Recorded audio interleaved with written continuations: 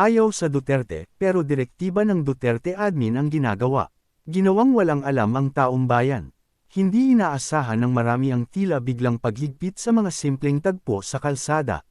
Yung tipong may mesa, may plastik na upuan, at may konting kwentuhan habang may hawak na bote.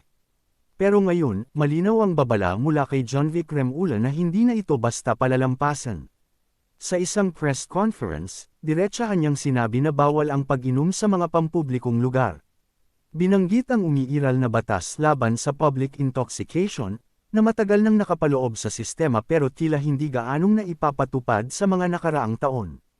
Ngayon, muling pinaiigting. Meron tayong Anti-Public Intoxication Act.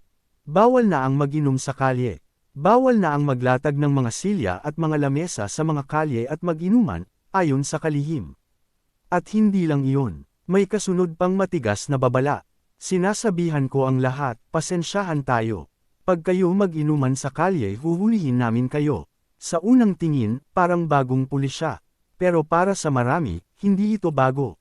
Sa totoo lang, pamilyar na pamilyar ang ganitong tono ng pagpapatupad. Disiplina sa kalsada, kaayusan sa komunidad, at takot sa batas kung kinakailangan. Dito na pumasok ang tanong ng publiko. Kung dati nang umiiral ang batas, bakit ngayon lang muling binibigyan ng diin? Kung dati nang ipinatutupad ng mahigpit sa ilalim ng administrasyon ni Rodrigo Duterte, bakit tila naisantabi sa mga sumunod na taon? At kung ngayon ay ibinabalik, bakit parang walang pag-amin kung saan ito nagmula? Sa social media, hindi nagpigil ang netizens. Para sa ilan, malinaw ang obserbasyon. Hindi ito bagong ideya. Isa itong pagbabalik sa dating istriktong implementasyon na napatunayan na raw na epektibo noon. Matagal na yan sa panahon ni Duterte. May pangil ang batas noon.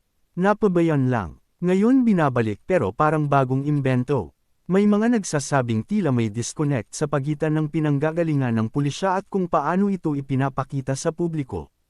Ang dating simple lang na enforcement ng batas, nagiging isyu ng kredibilidad at consistency. Sa mas malalim na tingin, hindi lang ito tungkol sa pag-inom sa kalsada.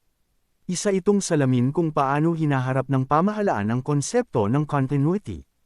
Kung ang isang pulisya ay epektibo noon, dapat bang ituloy ng malinaw at may pagkilala? O tahimik na lang itong ipatupad na parang walang pinanggalingan? Sa dulo, ang tanong ng taong bayan nananatili.